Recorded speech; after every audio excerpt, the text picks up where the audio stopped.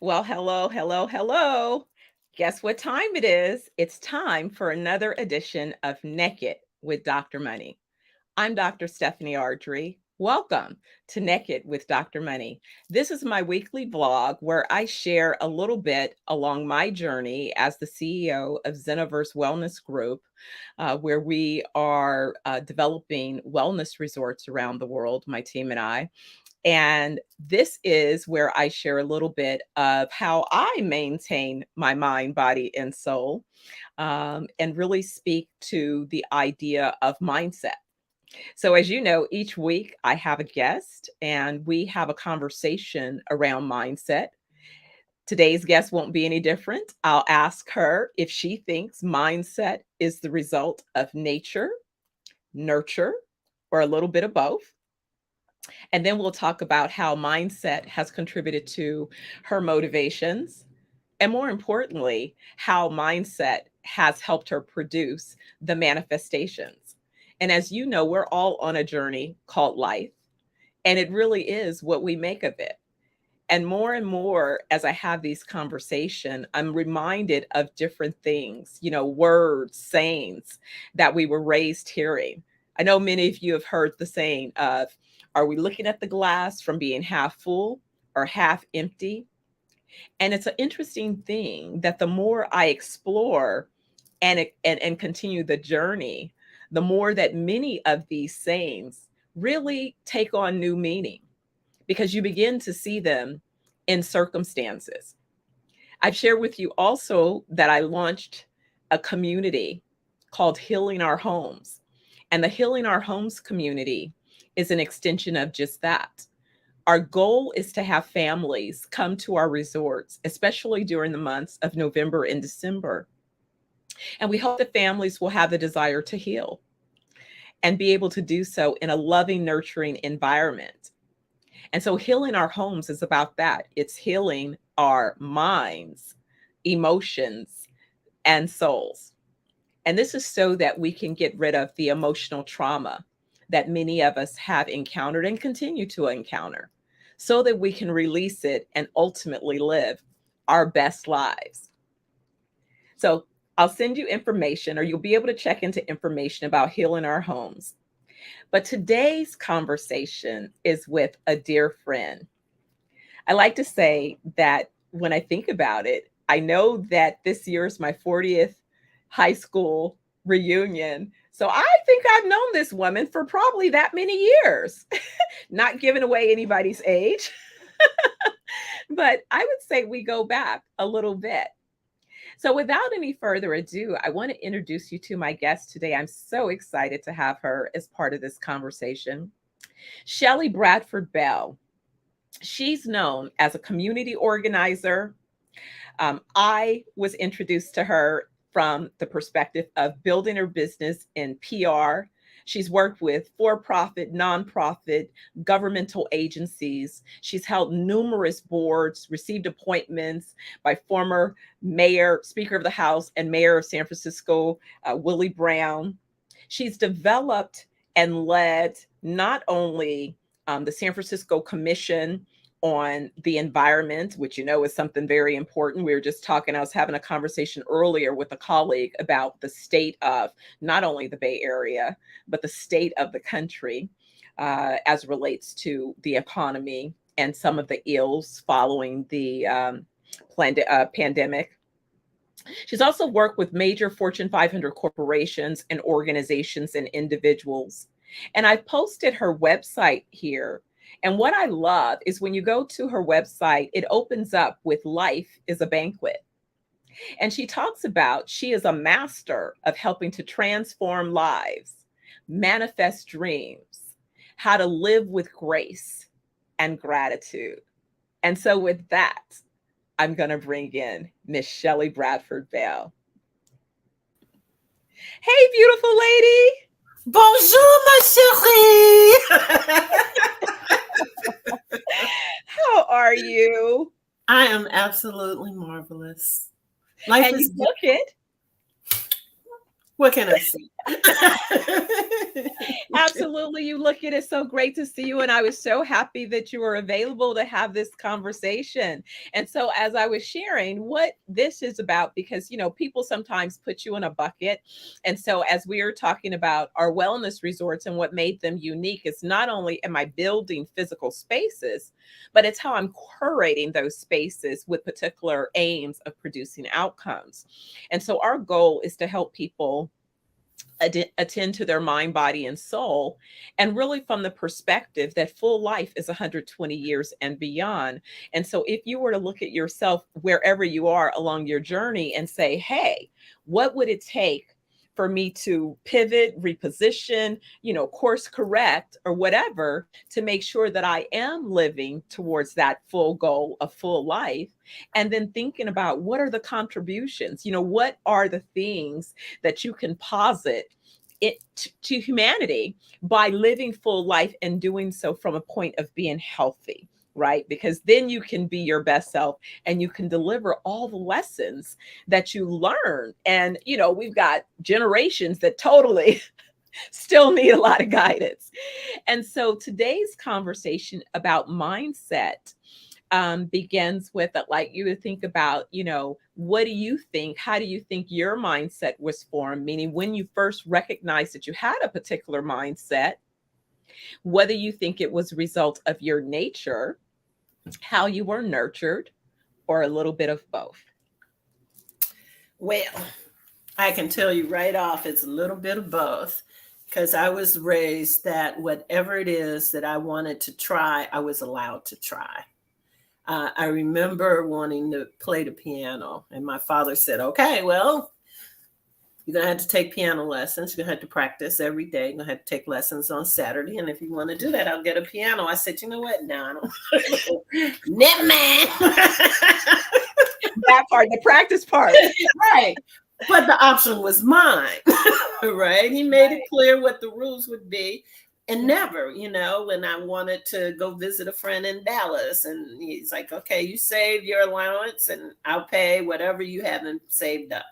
Save $1 a week out of your allowance. I mean, come on. Airfare was really, but I was always encouraged. My mother always encouraged me. I wanted to study fashion design, interior design, and architecture. So she took me to Ray Vogue School of Design to meet with them about fashion design. And she took me to Harrington Institute, that open house, to talk about interior design and architecture. Whatever it was I wanted, I was allowed to explore it, even if I made the decision I didn't want it. I wasn't made to feel bad if I said, well, never mind. I was made to feel supported, that I at least had an opportunity to explore it and make my decision based on information. And that's the way my parents always were. And then that's so powerful, because that's a lot of time what's missing is people's perspective is formed at that point, right? That's when you begin to believe either you can or you can't. Right. My my ex-mother-in-law once told my son, he said he wanted to be an urban archaeologist. And she said, there are no Black people urban archaeologists. And I called her up and I said, don't you ever tell my son he can't do something. If there are none, he'll be the first. But I don't ever say you can't do this again to him, because I was not raised that way. I was raised to believe that whatever came out of my head that I wanted to do, regardless of how crazy it was, and you have known me for at least 40 years, I'm crazy. That I think you are creative. I think you are Shelley, and it's like, and that's what makes me crazy. That's what makes me crazy in this world, is that people look at me and go, what? It just came out of your mouth. When I was 6, 8 years old, somewhere in that world, my father brought home the encyclopedias, our first set ever World Book encyclopedias. And my father was a believer in reading and education, even though he had dropped out of high school. He wasn't going to let that happen to us. So he would bring an encyclopedia to the dinner table. My entire childhood, the 5 of us had dinner together. Never one night did we not have dinner together.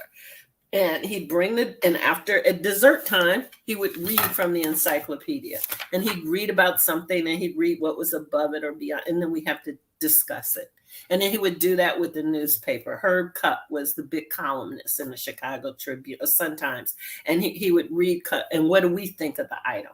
And it made our curiosity about things. It manifests itself in, I'm going to go get that encyclopedia and read some more, right? Well, I opened it up and I saw the Eiffel Tower. And I was like, oh, I'm like 6, 8 years old. I love it. It's beautiful. And then I saw the Golden Gate Bridge. And I said, I'm going to move there when I grow up. I'm going to live there when I grow up. I just assumed they were in the same place. I was, 7 years old, let's say. To me, they were in the same city. Wherever that city was, I was going to live there with them. It took a while to understand that they were two different sides of the world, which was still fine with me. And so, as you know, when I was married and I had my son when I was 17, and we got married, and we were married for like 11 years. And when we got divorced, I was like, I can move to San Francisco now from Chicago, where I grew up. And that's when I moved here.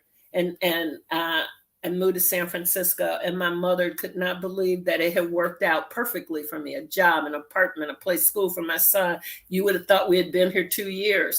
And then she comes out to visit, and she sees everything is as well set as I told her it was. And she said, well, I guess I have to get my passport, because you're going to be going to Paris soon. And sure enough, in 2001, I made my first big journey. I'd been a couple of times before that, but I made the first big journey, and I got an apartment, and I've had an apartment in Paris since 2001. And now I have my carte séjour, and I am a resident of France, and I will be going back. I'm just here in San Francisco to close this phase of my life down and make that permanent move to Paris. I have been living the dream I had as a 7-year-old my entire life, and have never understood any other way. So I was nurtured by my parents, but it was also in my own mindset. It was just a given to me that this was going to happen. I never had any doubt in my mind. I didn't know how it was going to happen, but I didn't doubt that it would happen. And so I made it happen. And see, that part is so important because, it's an interesting thing. I've always told people about your 8-year-old dreams, because I believe that at about 7 or 8 years old, you are still connected to source, and your thoughts are that pure. That's why they always say, ask a kid, right? A kid will just go straight to, they haven't been socialized, hopefully yet, to have doubt and insecurity about what it is that they're seeing, thinking, and doing. Or told that what they're thinking is wrong. It's like you have to go to school and you have to do your homework before you can go out and play. If you don't do the homework, you can't go out and play. You're not allowed to say that kind of thing. When you grow up, you have to learn how to be more polite to people. We beat, in a sense, the authenticity of ourselves out of us with all the social mores, with all of the things we're supposed to do. And, I always laugh, and my ex-husband and I are best friends. So I can say things about him here that people don't have to think I'm beating up on him. We're still the best of friends. But he told me one time, I was going to school, since we were teenage parents, I had to go to night school for college. And I would go to school and I'd come home and he'd be so angry. You are a mother. You're supposed to come home and fix dinner for your family. And I went, I'm supposed to? And for 11 years, I didn't cook dinner. I said, oh no, I'm not supposed to do that. And I'm not going to do that. And the minute you tell me I'm supposed to do something, I am definitely against it. I have had many jobs where they said, well, Shelley, this is how you're supposed to act and what you're supposed to do. I said, and here's my resignation, because I know what I'm good at. I typed 120 words a minute. I studied office practice in high school. I do not have to stay here and take your abuse, emotional abuse against me. So that defiant person was always there, because the society was telling me that the way I thought was wrong. And so I fought against it. And then as I got old enough, and I'm very proudly 68 years old, Whoa! my publishing company is called 3555 Publishing because that's my birthday. So I'm very proud of my age. Somewhere along the line, you learn that all that stuff that they were telling you is just nonsense. And you learn how to not let it bother you anymore. You learn how to say, oh, okay, thanks for sharing, and then you go on and you do, as you say, live your best life. So you presented several things that I also see as so important here. So I want to kind of go back and unpack a couple of those things. One of the things that you talked about was the family, your family foundation that your parents set, and your father with the dinner and being able to expose you to information and education. And when we look back, that really was the backbone of Black families, right? We spent that quality time, and that sewed into the kids. The kids had a sense of confidence about who they are. And so I would say I'm not surprised that some of the deliberate intentions to unravel that strong family foundation, why those things were attacked. Because if it is you divide, then it's very easy to conquer. It was never meant to be that one person would carry all the burden. And then even when you talked about, in your own marriage, your husband sort of saying, well, you're supposed to do, no, homie, you should be in that kitchen cooking because I'm at school, because that's for us. I'm earning something that's going to add value to our household. So you pick up the slack over here and do this so that I can do that. So let's kind of talk a little bit about, even if we look at that past versus what we see as some of the challenges that even these younger generations not having that type of foundation have found themselves struggling with. Suicide between the demographic of 25 and 45, that's the number Very one high. cohort, and in particular, kids of African descent. Those of us Black Americans are the primary suicide of young folks. And why else would you kill yourself if you felt that you were hopeless? There's nothing else. So yeah, and it's not just, definitely African American kids, Asian kids as well, and that is part of society's pressure to achieve and do well and be in business and work 40 hours a week and 45 and 90 hours a week sometimes, and that is part of that mindset that society has put on us. We don't 2 weeks of vacation. What is that? 2 weeks of vacation a year. We live to work as opposed to work to live.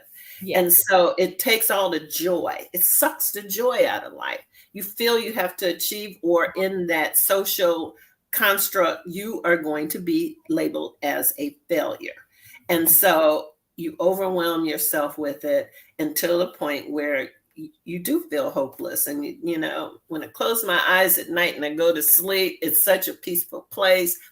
They go for suicide. And suicide is a permanent solution to a temporary problem. And we have to tell people, we have to teach people how to go within themselves, how to reach out for help.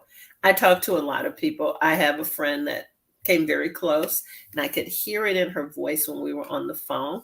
I wasn't in town. I was out of town. So I just kept calling her and calling her just to make sure. And when I got back, I dropped my suitcase in front of my door. I did not even unlock my door. I dropped my suitcase in front of my door and I went down to her apartment.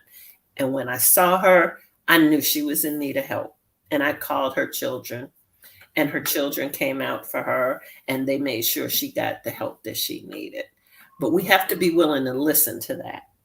We have to be willing to hear our friends when they are not telling us with words that they need our help.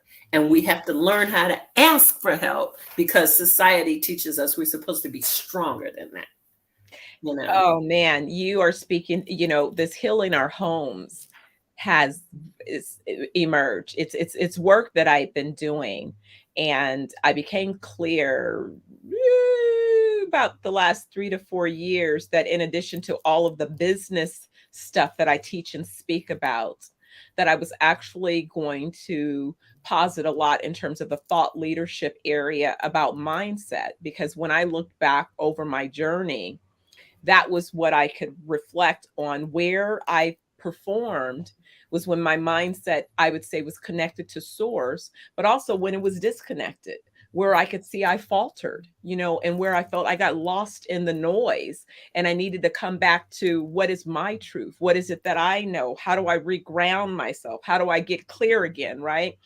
And in that process, I began to realize that, oh my goodness, that is something to add. I used to wonder why, at times, why my parents were the youngest and my parents died early, much far before any of my peers were losing parents or even had sick parents. So it was a lonely journey through that process of trying to figure out how to heal myself. And those are what I call particular sort of forks in the road. Sometimes life will present you with a either or, it's not a and. So either you're going to pick up the pieces from that disappointment, that devastation, that death, and go forward, or you're going to stay there and wallow in the pain and therefore digress, right? But There's you're not always going an to do both. and. There's Right. an and on both of those. Either you're going to progress and you're going to thrive, or you're not going to progress and you're going to stay mired in the darkness. You know, Absolutely. your And so it's mom, taking, and I have to bring your mom. Your mom was my buddy too, right? I met you, but she was my buddy, and I admired her for the way she was attached to you, not only the umbilical cord, but whatever it was you wanted to do, your mom was there to support it. She was always, always, always in the room for you. So I remember when we lost her, and I remember how that left you alone. But I hope that as you've healed from that voice that she continues to give to you. No matter how bad it is, and yes, she left us way, way, way too early.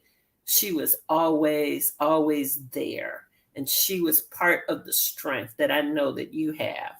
Because I was there when she was like, your cheerleader. She could have had pom poms in her hand. She was your cheerleader.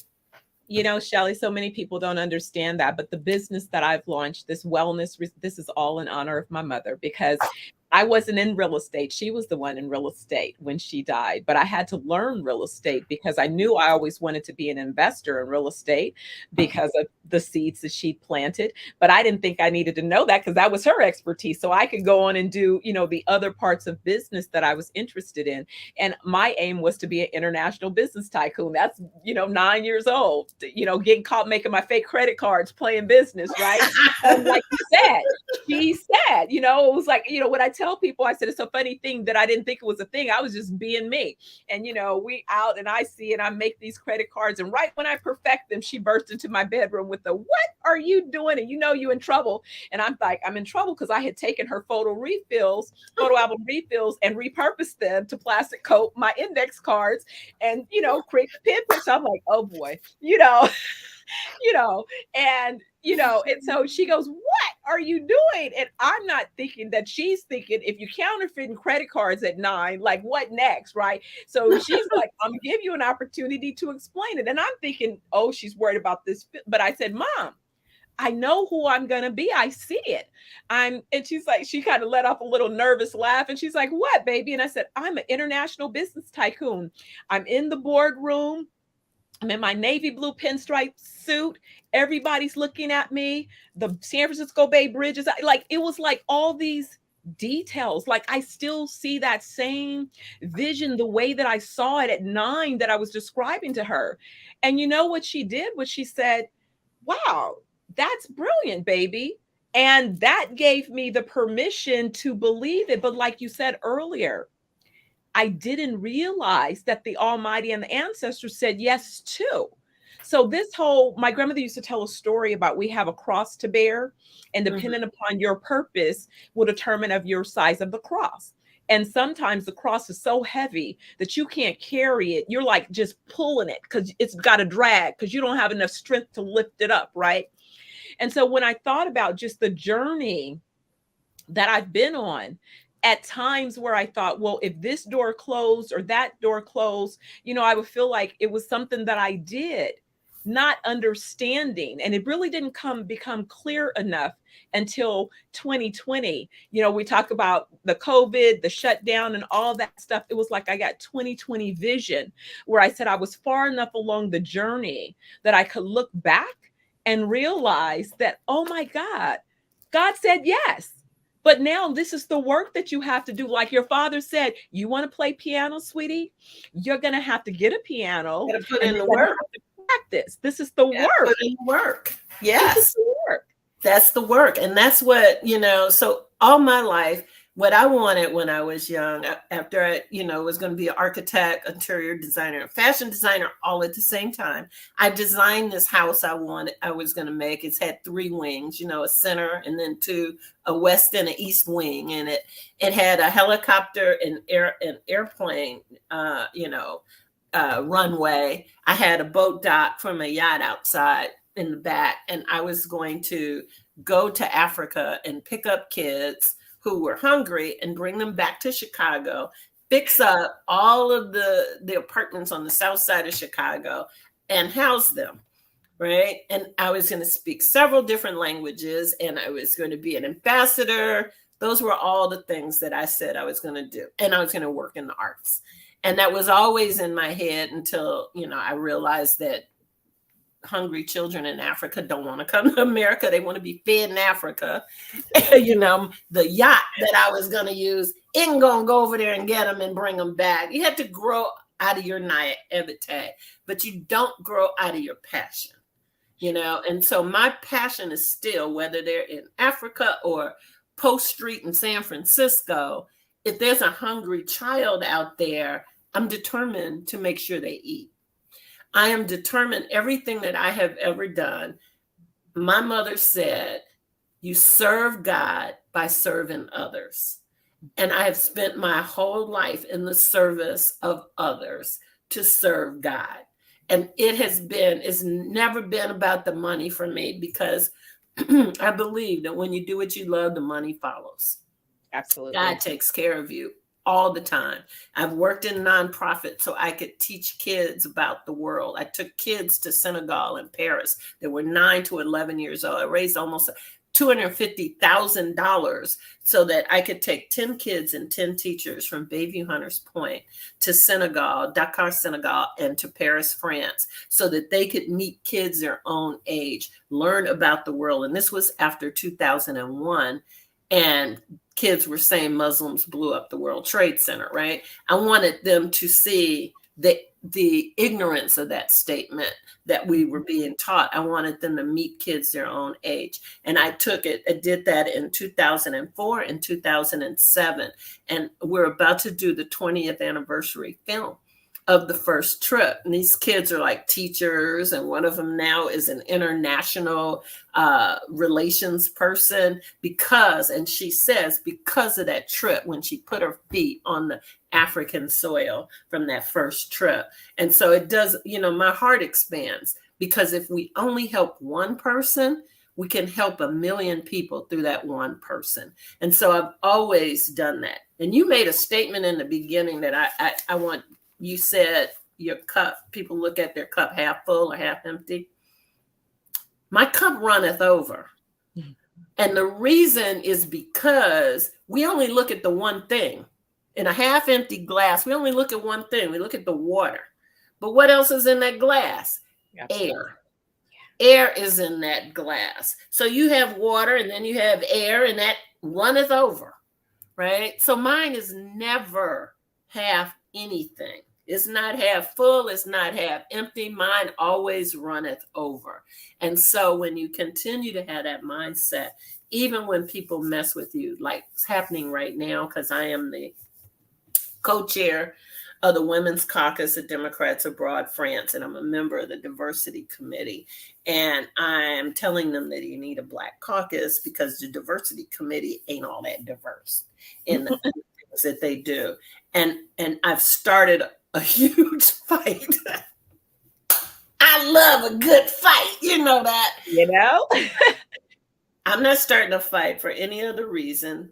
Well, first of all, I'm not starting a fight. I'm asking that there be a Black caucus so we can address our issues on an international level as African Americans.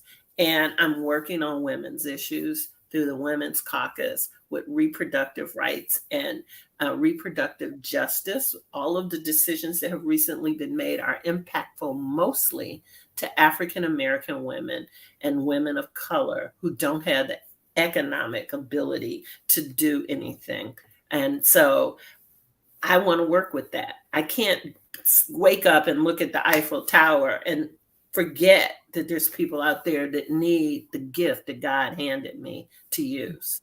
So because I work on that plane, everything's possible and everything is wonderful. And I work in gratitude. Even the fight is wonderful to me. It's so interesting because two things come to mind. You're right in terms of being of service. And I know that I signed up for that, whether I was aware of it or not, at a very early stage of my life. I petitioned my mother to make a decision that changed, my life, because then it meant that I had a sibling. And it meant that now I had additional responsibilities that up until that point, I really didn't realize. Being a latchkey kid and other things, there was a certain amount of independence and freedom that maybe I would have had as a teenager, had I not made those decisions as a young person. But nonetheless, I didn't back away from it. I accepted it. I never, it's a funny thing because later in life, when I learned about grown people talking about they needed to learn accountability, I'm like, my mother taught me accountability when I was 9 because I made this petition and I gave all these words and she held me to them.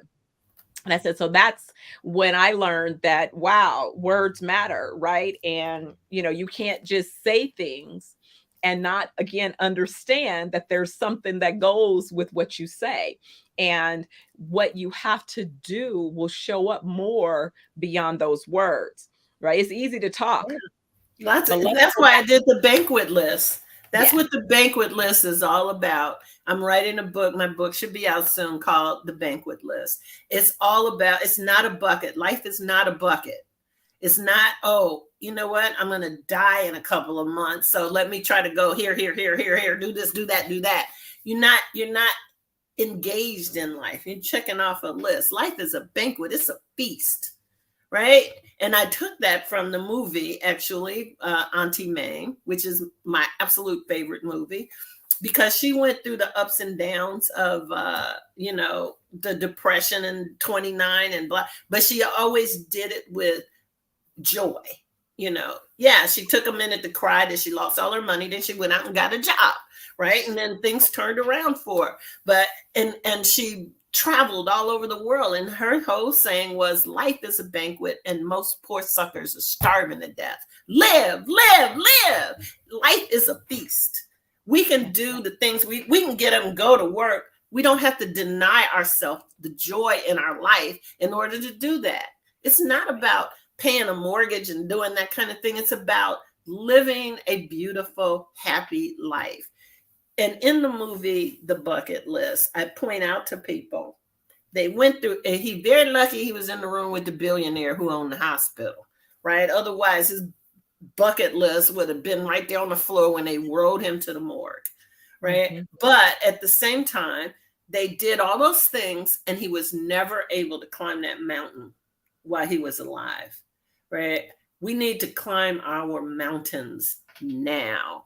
Mm-hmm. If we make sacrifices every day in our life for, oh, well, I guess I have to do this and this so I can take care of this and this.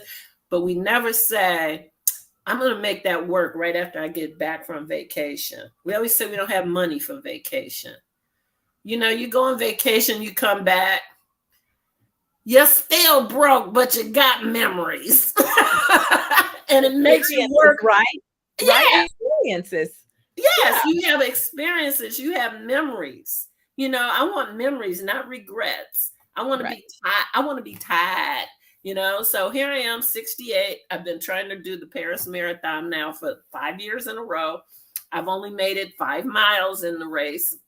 One race, the other 4 times I didn't even go. I was like, yeah, Oh, maybe next when is time. the next one? Because Doc and he's been training me for a marathon. And so I'm gonna April be doing 7th of April. 2024, and I am already registered. Okay, April 7th, 2024. I may have to meet you in Paris for that, Mama. Come, be there, because Because I'm working on the weight. I've lost about 47 pounds. I'm getting back to congratulations. healthy. My room here in San Francisco is filled with my workout equipment. So I don't need to spend money on a gym. I got a treadmill, a stationary bike. I got all my weights. I got 300 pounds worth of weights plates that I can put on. I have my yoga chair. I have my push-up bar, my pull-up bar. I have no excuse. And I've been doing a vegan, vegetarian kind of diet. I have a food addiction. I am the type of person that will sit here and all of a sudden I'll go out and buy 2 bags of potato chips and some caramel corn and pop, and I'll eat it all at one time. So I've been going to Overeater Anonymous meetings to help myself curb that. Because when you go to a meeting, as they say, when you're at a meeting, you're not eating.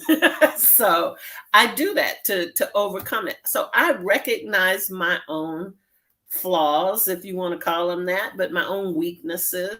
And Mhm. I hang on to my goals. And when I make a mistake, what do they say? Pick yourself up, brush yourself off, and start all over Start again. out, yeah, continue it. I mean, Yeah. that's the beauty in, I think. So I've been doing a course in miracles. Have you ever done the course?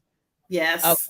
So it's interesting because from 2003 was when I first was going to attempt to do the course. And it was after I had done Landmark for about a year. And I was introduced to Landmark after I finished my master's program. And what was unique about the master's program is that everybody's, oh, you should go and get an MBA, or, oh, you should go focus on real estate. And I was like, no, I'm going to, if I'm spending my money for a degree, I'm going to get some tools that I think would be valuable. And the tools that I felt that I needed was around leadership and motivation, because I'd had the experience of being the CEO of my ad agency and having the big staff, and frankly being frustrated with people on the context of, wait a minute, you mean to tell me that I've never missed payroll, I never missed this, and you in a beautiful work environment, penthouse, like, and you are still griping about what? I'm sorry, you still can't come to work every day and do your job because of why? You focused on me. I'm creating a whole big vision. You know what I mean? But it was people unfamiliar with the idea. In their mind, how dare you try to be the CEO of something this big at your age? So we're going to show you that way. So I went to get some tools. And I remember in the master's program, when we overlap with the psych students, for me, that's like nails on a chalkboard. And I was like, oh, Lord. But the blessing that I got was that my professor, uh, Professor Taryn Griffin, he's one of the Arkansas Nine. Mm. And he was a retired psychologist at that time, and he was teaching this class, and he became a gift because he also ended up spending some time mentoring me. And it was after that experience with him that then when a girlfriend introduced me to Landmark, I got involved with the Landmark. I did the forum, and then I ended up doing Landmark for you. And then I was introduced to the course. But I didn't finish the course until last year, although Okay. I tried several, additional times. And Yeah. every time I would start the course, it was like things would start shifting in life. And I'm like, what the heck is this course all about? Right now that I've gone through it, I'm on my second time through. But it became clear that not only was it about me being able to consume, but that I was going to teach, that I was going to lead people through this material. And that's what's Mhm. manifesting in the Healing Our Homes. But what you talk about in terms of that kind of having a guideline, having a framework, a context, because it's just that. so many times I think we get so caught up in where you think you are in your journey versus where it is you want to go. And Mhm. most people can't get to where it is they want to go because they think that they are responsible for how they get there. And I don't They believe also that. are very worried about other people's opinion about it. You don't ever look at it as where do I think I am? It's how do I look to everybody else, you know?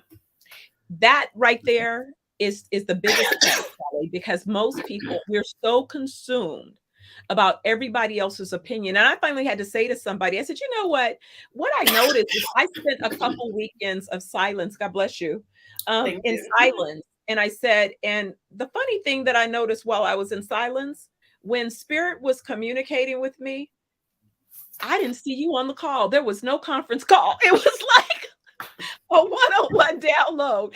So how in the world could you possibly know what my assignment is when you ain't even on the download? So then that Yeah. helped me begin to go, thank you for your 2 cents, but you cannot possibly tell me what I hear as my assignment because you're not there. I had a friend tell me one time, a few years back, not too long ago, I decided to take early retirement because, I don't care about an extra $100. I was enjoying freedom. So she said, "Oh no, girl, no, you're not supposed. Don't. You need to get you a job with the city. You need to call the mayor and tell him to get you a job with the city so you could put some money up and put it into a retirement account. So then you retire at 65 and you can have some real money." I said, "So what I just heard you say to me is your business is going to fail. It's no way you're going to make any money at this business. You need to go get a job." She said, "I didn't say that." I said, "No, that's exactly what you said." I said, "Because 5 years from now, when you think I should be retiring, I could be a multimillionaire because I did everything it was that I wanted. You're predicting my future based on the fact you don't believe in what I can do. And I don't appreciate it." And she said, "I'm just really so sorry. It's not what I meant." I said, "Well, make sure you don't do it again." I said, "Because I could sit here and I could do everything you just said, and I can walk into the mayor's office on my last day of work and drop dead from a heart attack. You do not plan my future. None of us can plan our futures." I believe in me enough to know that 3 years from now, I'm not going to need what you're talking about. And 3 years later, I'm in Paris, right? Why Right? would Right, living your best life, doing what makes you happy, what makes your soul sing. I had to say that to somebody else because she was saying something, well, you should be worried about retirement. I said, well, sweetheart, you are looking from a different point. You're an employee. Yeah, employees, that's our labor. They do need to but I'm an employer. You tell me which business person, what's owner of an NBA team, owner of whatever, when do they talk about retirement? They don't talk about retirement. They may have a succession plan. But the business they plan to own until they decide that they don't want to own it anymore. So, Yeah, that's don't project. retirement. That's That's retirement in their world. retirement, right? Yeah, it's That's like I gave it retirement. to my son. I'm gonna go fishing all over the world. Exactly. Or I'm all sitting on the advisory board and I'm still advising the staff that's running the organization Mhm. 2 days a week because that's what I'm I feel still a like I major am out on my yacht. stockholder. Thank thank you. Right? Yeah. So it's like, but again, and so you do have to, and that's what I'm talking about in terms of being socialized to think small and to also be in a position of vulnerability because, some people were bred, I guess, to believe that an employer was the answer. And it's like more people, I know if I look along my journey, the times that I have experienced financial ruin have come from me following that narrative and shrinking from my business and allowing myself to be somebody else's employee. And every time wiped out and strategically, Yeah. every time an employer decided to eliminate my position, it was after I closed on another investment property and they had to verify that I was an employee. So How is that a benefit? And that is the whole mindset right now behind the quiet quitting and the lying flat movement and everything. I think COVID had a lot to do with it, but the workforce, it changes over history. It's changed. It used to be that one little clerk that worked in somebody's office and had to have a letter of recommendation from the family, and then we had the industrial revolution. We had to educate people to be on the line, and it went into rules and process and so forth. And now it's getting back, in my view, we're getting back to the independent, creative way of doing business, working from home or wherever you want to work from, and doing what you feel you need to do, and not being beholden to somebody's schedule and/or what that is they want from you to do in the job description. When I ran the Bayview Opera House, my staff would say, well, I have to go to such and such, so I'm not going to be in this time, and I need to change my hours. I'm like, that's not up to me. I said, I want the phones answered from 9 to 5. You guys go sit in a room and decide who's going to do what and when you're going to be, and then just send me the schedule. Okay. I gave a sense of independence to them. I allowed them the time. You do your job you're required to do here. You have my permission to work on your own vision. I called it the Dream Factory, because what we dream, we can manufacture at the Opera House, whether it was the programs or staff's desires. When the city decided to increase the livable wage to $12 an hour, and Willie Brown had this big meeting in nonprofit organizations. It was at the Herbst Theater, which was a packed house, and it holds 1,000 people. And people were, if I have to pay $12 an hour, I have to lay somebody off because we don't have that kind of money, right? I had brought my whole staff with me, and I had them stand up when it was my turn to talk. I said, every single one of these people here, their ages 16 to 27, and they make $20 an hour. So I'm okay with $12 an hour. I pay them $20 an hour. I'm teaching them how to be in business. I said, my staff shows up for work because they know they can't find another job that pays them this well anywhere in the city. And I give them the autonomy to create their own future. That's the way you run it. And I had the greatest staff ever. I got tired of being an ED. It was time for me to leave. I did it for 10 years. It was time for me to leave and go after my dream of living in Paris. And so it was hard to walk away from. And I walked away from a 6-figure salary when I did it, right? But I walked into what it was that Shelley had been dreaming about since she was 6 years old. And that to me was more valuable than gold. And that's what we have to be willing to do. We'd be surprised when we walk out that door, when something bad happens, 10,000 good things are going to take its place. And we have to keep that faith that that's what it's for. God eliminates things from our life so that he can give us what it is he wants us to have. Oh, that is so true. I mean, that is really the foundation of all of this. That is where I am at this particular point. It's like sometimes they say it takes, 10 years, 20 years to become an overnight success. I say it's taken a journey of 40 years, but more importantly, the journey through healing from the devastations that, the loss of a mom, the loss of a father, the disappointment of, business failure, divorce, all of these things that usually people experience at a place that they may say is midlife. And then how do I pick up the pieces from that midlife? I'm dealing with a few people that have recently lost spouses, after 40 years, after 60 years of marriage. And that is a hard place. It's like, that's a long time to be connected with someone. And then you start to determine, well, what next? But what next is just that. You have to find something next where you believe you can add some value.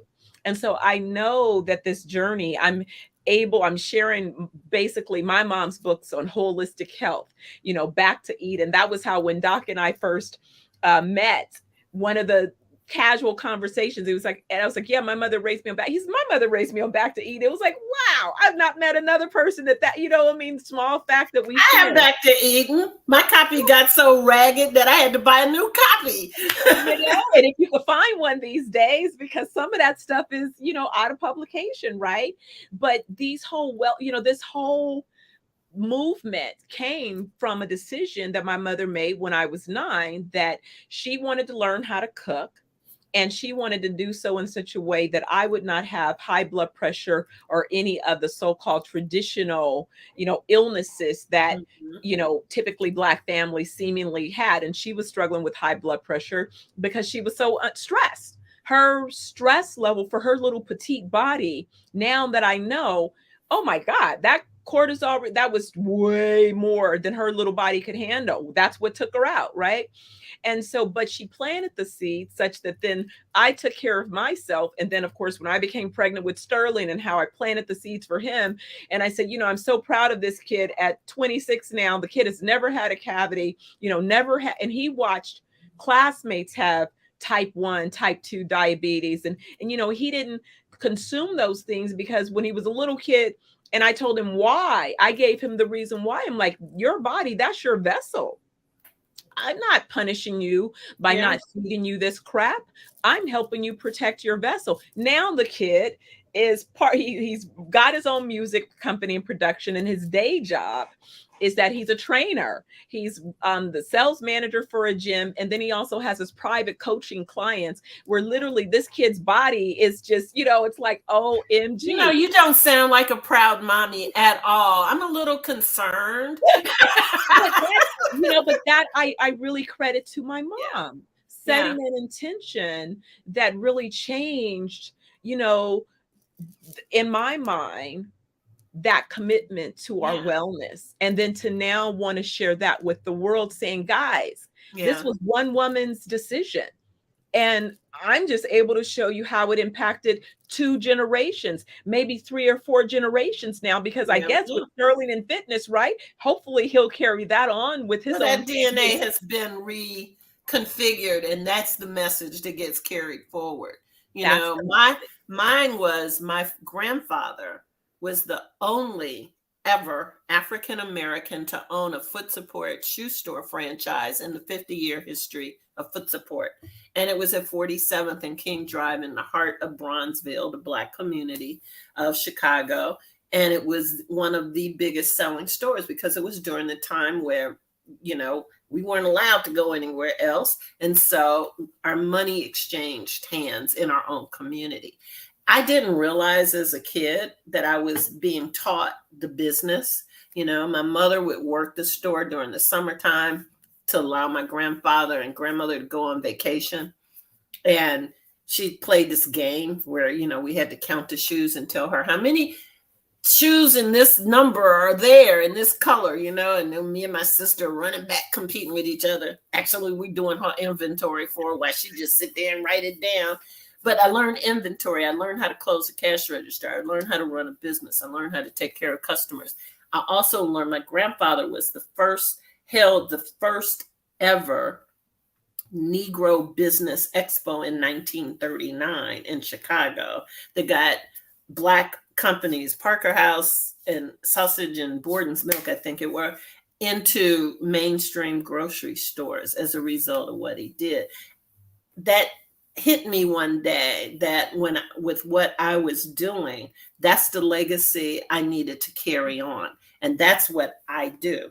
My mother taught us, she took a job as a school clerk so that she'd have summers off, so that we went to the ballet, the symphony, the Museum of Science and Industry, the Museum of Natural History, the band shell, the historic films at the Goodman Theater. She filled us with culture. My mother always said, Black people do not go and support Black arts. So we'd go see, the African roots of dance and the Muntu dancers. And she made sure we saw Black plays and Black dancers and Black music. And that we supported our own as well as got a very rounded culture. I don't see myself as outside of any particular place. I see myself as carrying on the legacy of my grandfather, and my mother, my grandmother, who was a jazz singer in clubs in Chicago, and my other grandmother who had my father when she was 15 years old, and what she struggled to do to make sure that she gave us all a life. She was one of my, I hated that woman for a while, she's grandmother, but in the end, she and I were like best friends. I did not know until after she had died that she had made me the executor of her will because she believed that I was the only one that was going to carry her message. My mother told me that, and so I look at the legacy, the family that I came from, and I feel so proud. I hope they feel proud of me because I'm proud of where I came from. And I realized, like, I don't know, a couple of months ago, I was looking at the whole Red Summer. So, in 1919, there was the massive lynching of African Americans all around the country because, we were heroes in World War I and came back with the honor of the Croix de Guerre from the French for what we did. And then there was this attack all across the country, and it started in Chicago. And for the first time ever, it's like it was the moment of awareness. I saw where ground zero was. And I had been doing all my family history. And it was the blocks where my grandparents grew up. So in 1919, my grandfather was like 15 years old, 16 years old. All of a sudden, I'm realizing they experienced this firsthand, but they never talked about it. They never shared what that must have been like. And there is a museum in Chicago that keeps the memory of this alive and where the maps are and where they were. And when I take my census that I've been doing on the family and seeing where they were, we were right in the heart of all of that, right in the heart of where it was happening. And all of a sudden you have this new sense of purpose. That you have to live. I have to be strong because of what they survived. And so it's what keeps me going. It's what keeps me fighting for equality. I've learned from Barack Obama and Michelle, you don't get angry, you get organized. And that's the kind of thing that I'm doing now. And like your mom, I was very stressed out about a lot of things. And it's why I put on so much weight. I mean, you know me, and I'm about 20 pounds heavier than when you and I first met. And this is a result of all the stress I went through. I hit 301 pounds. And when I hit 301, I said, absolutely not, Shelley Bell. You're not going out like this. And my doctors, I had a mini stroke, a TIA in 2002, because that was when I was fighting with Gavin Newsom when he was mayor about firing the director of the planning department. I was president of the planning commission then. And I said, I'm not going to, no, you're not going to fire him. You're going to find him another job within the city. He had one more year of his retirement and you're not going to take that from him. I don't fire black men. Sorry. So we were at odds about all kind of things and all that. And that's when I was raising the money for the kids to take the kids to Africa and Paris. And the stress hit me and I had the TIA. And I said, time to take care of yourself. So I have been working for the last 20 years in all of the things around my health that I allowed to get out of hand. And that's why I finally am now at the point where I am losing the weight. My doctor is, she's a challenge because I won't take certain drugs. She's like, well, you had the TIA in 2002. And so you have a 20% chance of having another stroke. I said, well, in 2002, when I had it, they told me I had an 80% chance of having a massive stroke within a year. Now it's 21 years later, and I only got a 20% chance. So evidently I'm working in the right direction. Well, if you take it between now and over the next 10 years, these things could happen. I'm like, I'll be 78 years old in the next 10 years. A whole bunch of things can happen. And so I've taken that. And because I've started eating right, my blood pressure is way down. She was amazed. I just did my physical last week. I do my blood test and everything. She said, you are in amazingly good health considering your age. And I'm going to say, and my weight. And that just motivated me. So I'm doing all the things I'm supposed to do to take care of me. I'm not listening to the noise of, "Ooh, you need these drugs. Ooh, you Right. need to do this," right? I'm not listening to that. I'm taking care of Shelley, and I'm helping other people, and I'm living my best life ever. Well, you know, I think that's a perfect place to conclude our conversation for today. But guess what? We're going to continue this conversation because I'm putting this Paris marathon, and I already know Doc will be like, yeah, let's do it. It's already a done deal. We're working on resort locations. We have a chateau in France that we're going to view shortly. One of his colleagues has made available for us to book, but I can't, start planning our business yet until I see the place. And then also, I have several sites in Italy. So we're headed there, and then also to Africa. We're headed to Senegal, to South Africa. We have Kenya, Uganda, and a few more countries that are all providing us with sites to consider for our resort. So we're coming to you pretty soon, Missy, and definitely April will be a great place. In fact, we were just talking about that, about getting our marathons going, because it's also a way for us to promote our wellness resorts, because typically people who are Yeah. participating in these things, they're trying to live their best lives, and Doc has set the intention to be the fastest man in his, he competes still in the Masters. He wants to be the fastest man when he's, I think he said 100 or 120. I'm like, yeah, I'll be the fastest woman at 120. Let's do it. No, girl, you'll be the second fastest because I'm going to be the fastest. Well, thankfully, you'll hit 120 before me, since there's a little bit of difference in our age. In this case, we're the same age, so we'll be 120 around the same time. So no problem. We all get a chance to hold the We'll title. just hold each other's hands and run across the finish line together. Exactly. So Yeah. I love that. And I think that that's how you set it up, right? That's how you set up for the future.